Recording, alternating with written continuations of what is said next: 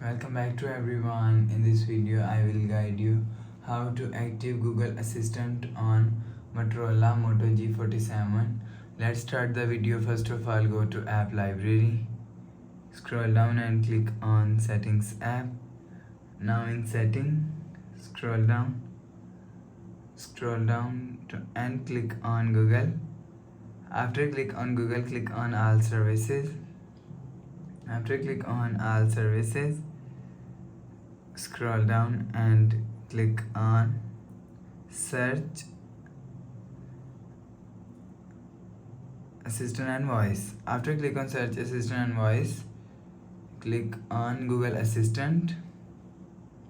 After click on Google Assistant, scroll down and click on general and click on, you will see if you want to active Google Assistant, so turn on this button.